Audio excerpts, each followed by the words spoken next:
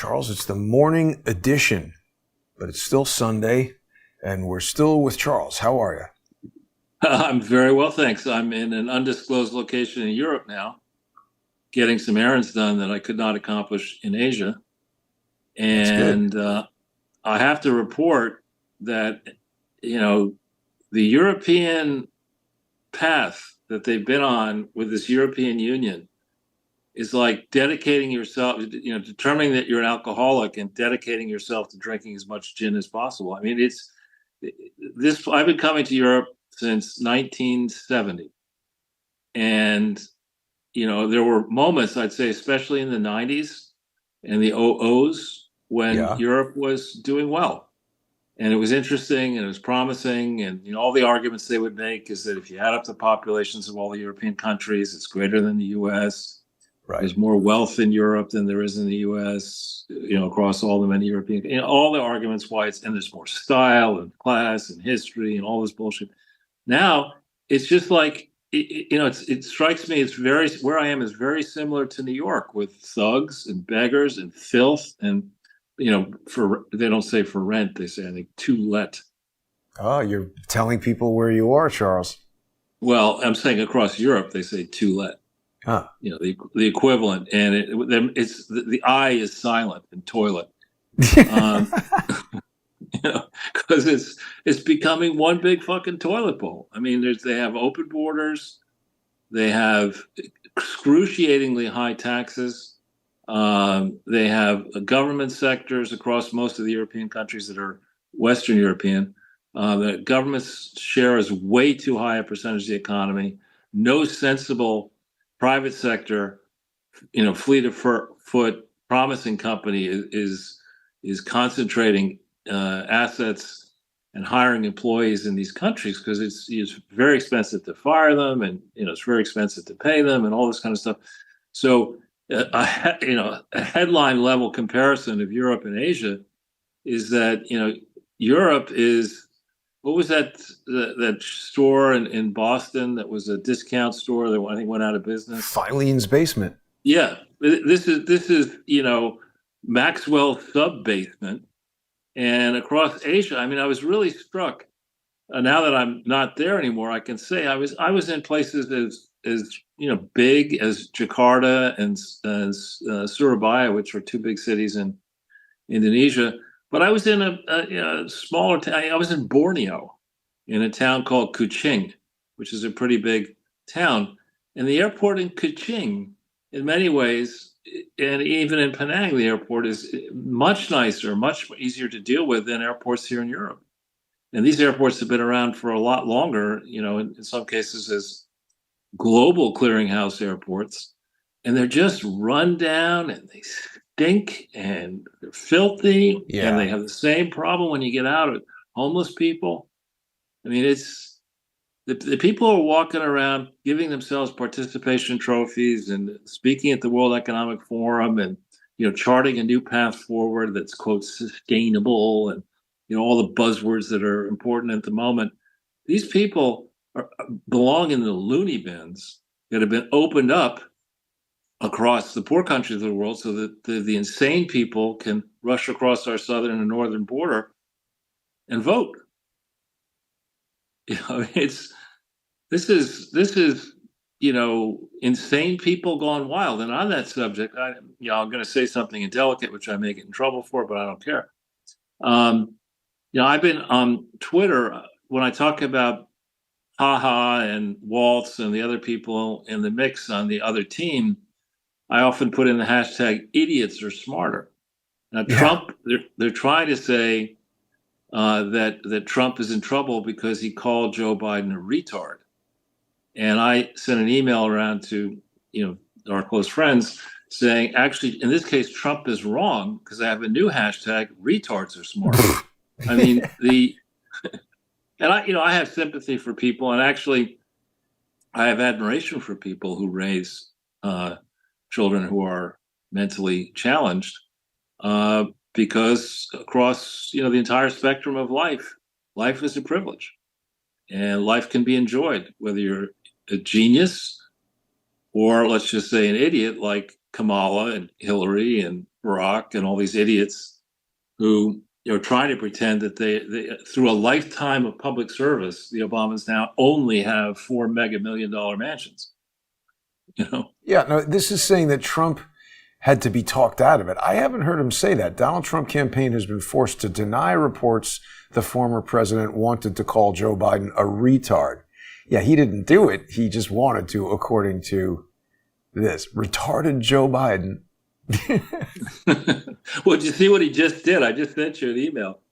He was somewhere, I guess, yesterday, and he got off the plane at the airport, and they had something ready for him to go to, and he just kept on walking down the tarmac. Yeah, it was pretty bad. Joe Biden is an embarrassment. The other thing that was pretty stupid, Charles, was Kamala Harris on Saturday Night Live. It was just absolutely awful from a humor standpoint, from a, I mean, it was just a fail all around, in my opinion. Yeah, I had, my paternal grandfather's first name was Ralph. And we all, I watched that thing, and I was I'm in a hotel, so I didn't want to Ralph in my own hotel room. But I mean, it was, I don't have any experience actually in mainstream, comedy shows or anything like that. But I can imagine what the process would be like. And you would know much more about this. That the people who are charged with putting out comedic material are smart and funny typically. And I just can't believe that the sketches they aired were endorsed by the real comedic writers. And there are some good ones in SNL. I can't. It was beyond cringeworthy. It was just not funny. The only person who was funny, not funny, was Dana Carvey playing. Yeah, I agree with that. I agree. But the thing about that, Jason, is that that's not very funny at heart and substantively, because it is crystal clear. And I'm not a medical person. I'm certainly not a psychiatrist, but it's crystal clear to me, as somebody who's run businesses and been on boards of businesses, crystal clear that long ago Joe Biden should have been removed from office one way or another. If he wouldn't go willingly, invoke the 25th Amendment, but he probably would have gone willingly, if a pardon could be engineered for him and for his family and for Hunter. But, it's just this Dana Carvey is, I think, more sentient in the role than Joe Biden is in the presidency. I mean, do you really believe, does anybody really believe that the hapless team of what's her name, Hee Haw and Biden are actually taking in the complexities of what's going on in the Middle East now, of what's going on in China, of the implications of these job numbers? Here she is on Saturday Night Live. The jobs report was atrocious. I mean, remember, this is the team that's been trying to tout Bidenomics. You can't, people like to equate public sector jobs and private sector jobs. Private sector jobs in the main, in real companies, they're competing across 200 countries if they're big companies, or certainly across 40 of the biggest economies. And it's not like the other competitors are saying, oh yeah, it's okay if you take business away from me. Yeah, I don't mind. It's tough competition. And it's the private sector, not just because I come out of that, but it's the private sector by math that keeps the public sector afloat. And the public sector in the United States and in most of the Western, quote, advanced economies, it needs to be X'd. It needs to be cut by 80%. It really does. And it's not just to go after public sector people because I don't like the cut of their gibbets. No, we just can't afford this, particularly when it is clear, that X is running better with 20% of the headcount that it had pre-Musk. If they can do that with X, imagine what you could do if it were your own money and you said to the country at large, here's the deal. If you come up with a credible way to streamline federal government, it's going to go. You send your suggestions into a suggestion box. If we implement the suggestion, we will, because it's in our interest to get these suggestions. We'll give you a cash bonus. The government, it saves $1 billion. We'll write you a check for $10 million. You don't think that around the country, the very same people who are inventing, ring and Dupuytren's contraction medicine or whatever that is, the stupid ideas that are on TV, a number of very smart people are going to come up with ideas to cut the cost of government and pay down our debt, reduce your taxes, let you keep more of your own money and have this economy hum, fully aware that it's going to take Europe 5 centuries to get to the same place. They're addicted to government. And so a lot of this, the companies that have had it with Europe are going to come flooding into the United States. What do you think about Under Ron Trump. Paul joining Elon Musk in this task of making the government more efficient? Yeah, I just hope, I really hope that we don't start seeing, Elon Musk in commercials advertising, you can get gold coins. I don't think he's going to advertise anything except maybe I know. Tesla. But let's hope. This could be good. I mean, yeah, Ron Paul, he basically said he wants to join Elon Musk. And then Elon Musk said, yeah, that's cool. And now everybody, yeah. Yeah, Ron Paul has a lot of very enthusiastic supporters who do vote. Yes, he does. And one thing, we should talk a little bit in this first segment about Tucker Carlson's recent show. And with that, what was the guy's name? Stefan and some long name. I forget what it is. Yeah, I forget his last name. He's a lawyer. I don't know if you could pull up a link or, but the point is this is about an hour and 45 minutes that I'm jet lagged as hell. And I watched this morning, early my time. And I don't really have a lot of time. It may sound silly for me to say it, but I don't have a lot of time to watch, 2-hour podcasts. But I couldn't stop watching this thing. And it was very interesting because this guy seems level-headed. And the story that he's telling, the whole idea that the bar associations and the public, quote, servants try to tell us is that, theirs is the noble profession. Seeking profit is not. And you can count on these noble public servants to be non-political and to understand that the scales of justice have to be balanced and Lady Justice has to be blind and all this bullshit that you hear out of, the super expensive law schools where the law professors seem to be spending all their time trying to get consulting assignments and outside gigs and are very happy in their university housing, which is subsidized, and their fancy salaries. But what I see is a justice system, particularly yours is a series of test cases that has been weaponized against critics, reasonable critics. And most of all, it's been weaponized against people who are prepared to stand up and expose the corrupt nature of the status quo. And it's, to see a guy like this, who does not come across to me, I've met many lawyers in life, who are hard asses and have to let you know how tough they are in the first paragraph. He doesn't seem to be like that. He seems to be a reasonable guy who's modest, who the system attempted to destroy, and the system has failed. But this guy, the first interview he's ever given is this one with Tucker. Wow. And I Stefan Positano, his name is. Whoa, it's up to 2.7 million views already. Yeah, I mean, I would really commend our viewership, or suggest to our viewership, that they take the time and watch this and think about it. And if we can help this guy out, we should help him out. I mean, this is a guy who's now said he's going to spend the rest of his time on Earth, when he's active, fighting lawfare and fighting people like Weissman, whom he specifically mentions in this video. And he said he's already suing Weissman for defamation. This guy was representing Cassidy Hudson. What's her name? Cassidy Hutchinson.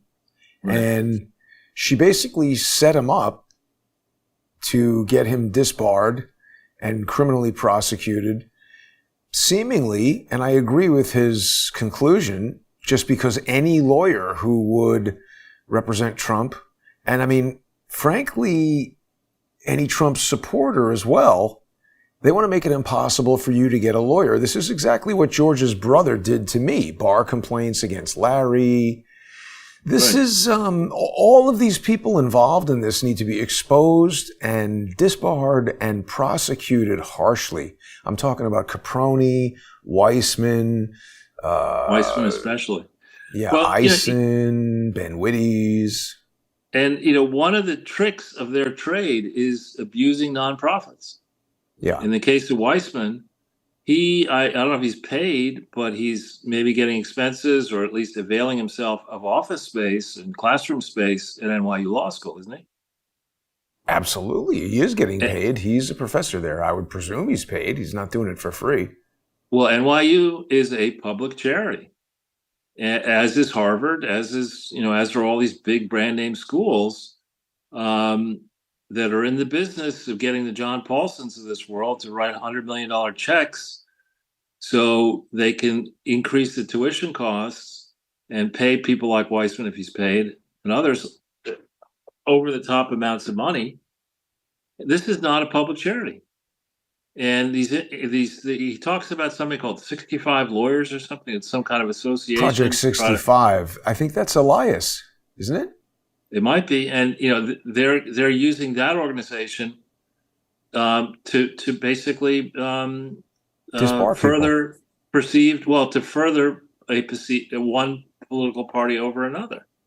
That is not a public charity. If it is, I don't know if the 65 thing is a public charity, but certainly these, I'm hoping, and I'm not going to reveal why I know this on air, but I am hoping that a central plank, should Trump win here, of the Musk Doge plan is to just simply enforce the laws pertaining to charities and the regulations that are on the books.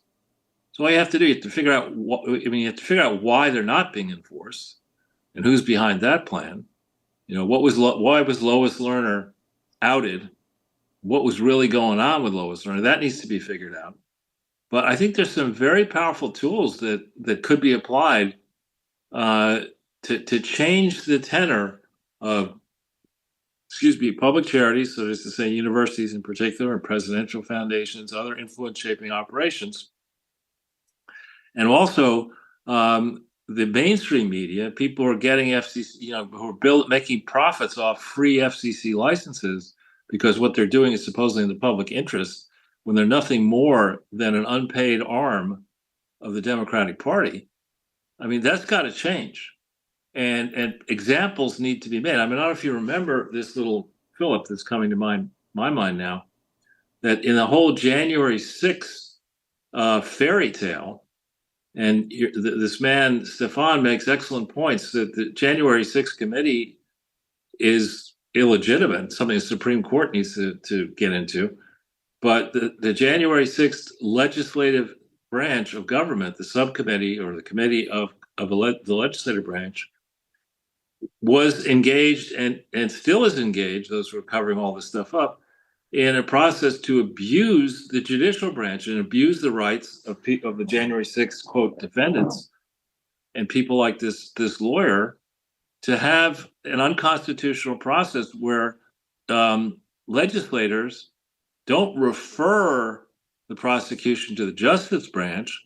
They take it upon themselves, and they use subcontractors and these nonprofits and law firms and other shadowy actors to persecute, and indeed, in this case, to try to destroy the life of a political opponent. This is beyond outrageous. Liz Cheney, she survived, I suppose, hunting trips with her father, so that's not a threat. But I mean, she should be disbarred and criminally prosecuted. Well, and she that's is a what criminal. Positano said, that he's got a bar complaint against her. But yeah, right. I mean, it's like dueling bar complaints. And by the way, lawyers getting bar complaints, this was a big issue with Larry, because they just keep, by they, I mean George's brother, keep filing these bar complaints, and Larry had to hire attorneys to represent him with the bar, and it was costing thousands of dollars. And I mean, setting aside the fact that it's unfair and it's upsetting because some of these people are our friends or associates or whatever, it denies everybody access to justice because it jams up the courts with all this nonsense.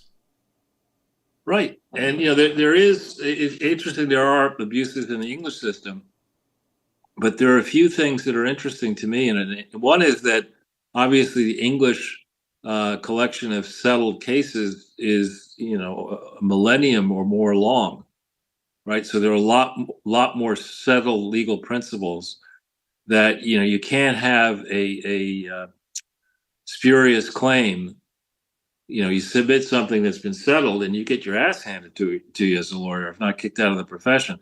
The other thing is, and I don't know how I feel about the loser pays approach, but in England, there is a loser pays approach. So if which tends to moderate the practice of spurious claims.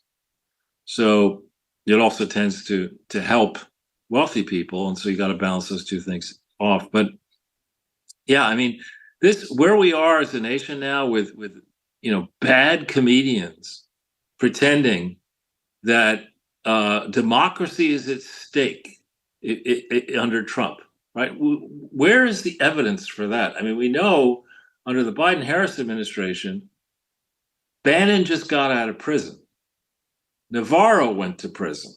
These are two senior presidential level appointees who were thrown in prison in bullshit referrals by crooked people when Eric Holder, who should still be in prison and never even faced prison, was cited for contempt when he was Attorney General by Congress. He wasn't put in prison, right? But he is, I believe, close to Weissman and certainly close to Obama, and so he's part of the team, Eric Holder, who's, the law is for thee, it's not for me. And that principle, Lord help us if they try or they succeed in concocting as reality the fiction that Harris and Walz are going to win this thing.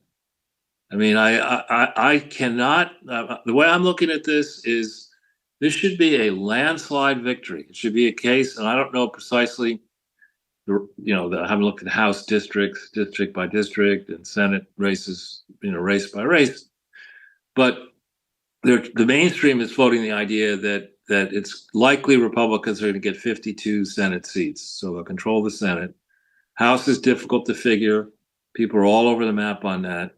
My view is it could be more like 54, 55, 57 seats if the election's legitimate. And, in these different Senate and state races. And in the House, it should be 25 to 50. I mean, I didn't realize that Jake Sullivan's wife is running. How do they accomplish this? Because I believe Jake lives in Washington, D.C., and I think they're married. So how this woman can run for Congress in New Hampshire. There's a delicious debate clip of Jake Sullivan's wife just getting torn to shreds by this tiger lady who can't really speak English that well, but is very effective destroying Jake Sullivan's wife. I mean, just reducing her to tatters. It's a spit roasting, I would say. It's brutal what she did to this woman. And so I don't know, the Trump coattail effect, if it really becomes more like a landslide, and remember, in the Reagan case, I remember thinking about this because I was really concerned Carter would get reelected at the beginning of my career. All the know-it-alls, all the pundits were saying, oh, no, Carter has the advantage of incumbency. Reagan's just an actor. Reagan kicked some Carter ass, man. I don't think Jimmy Carter has been able to sit down ever since. I mean, it was brutal. And then the 84 against whoever he ran against in 84, Mondale was even rougher. Yeah. Right. In both cases, those were 500, I think, electoral votes. B-Rock in 2012 only got 339 votes, electoral votes. So, in a case where Trump, before we get to cheating, in a case where Trump, there's a legitimate count of legitimate votes. There's no non-citizens involved. There's no vote switching using Dominion or other machines. In a case where he gets 400 plus electoral college votes, I would argue the Senate's going to be more like, as I say, 54, 55, maybe 6 or 7, and up 25, up 50 in the House. And that's a clear mandate. Then we get to cheating. And of course, all the wise guys are saying, well, you never know. The vote counting is going to take more time, according to the New York Times and other destroyed remnants of the lamestream legacy press. They're trying to say, well, we won't be able to have a decision for a long time, and It's then ridiculous. And Raskin, who of course, how he became the chief clown of the Democratic Party. I guess Schiff was too busy running for office.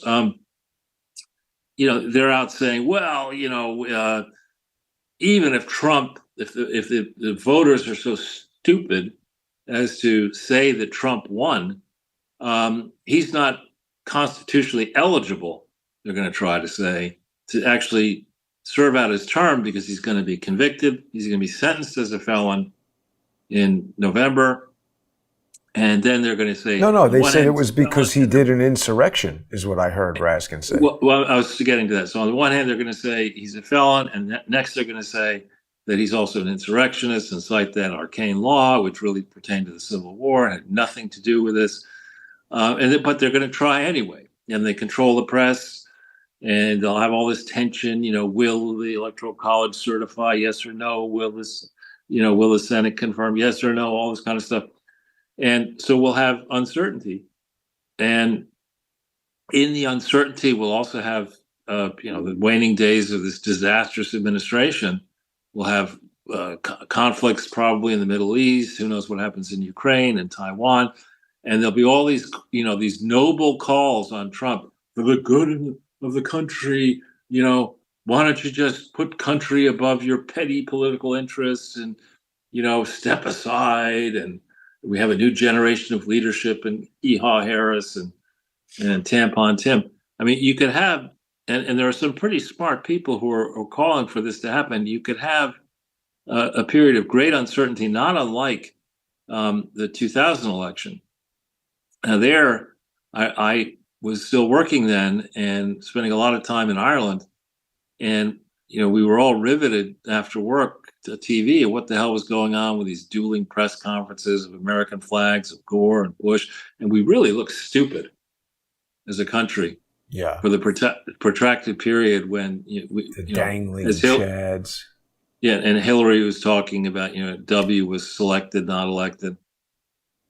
Now, Charles, we are at the end of our time here on the free portion of the show, and we're going to continue in the First Amendment Forum, where the sponsors will be able to join us. If you aren't a sponsor, please become one. Visit odyssey.com/@crowdsourcethetruth, crowdsourcethetruth.substack.com, or subscribestar.com, or patreon.com/crowdsourcethetruth. We'll be back in 5 minutes. Stay with us, everybody. Thanks for watching.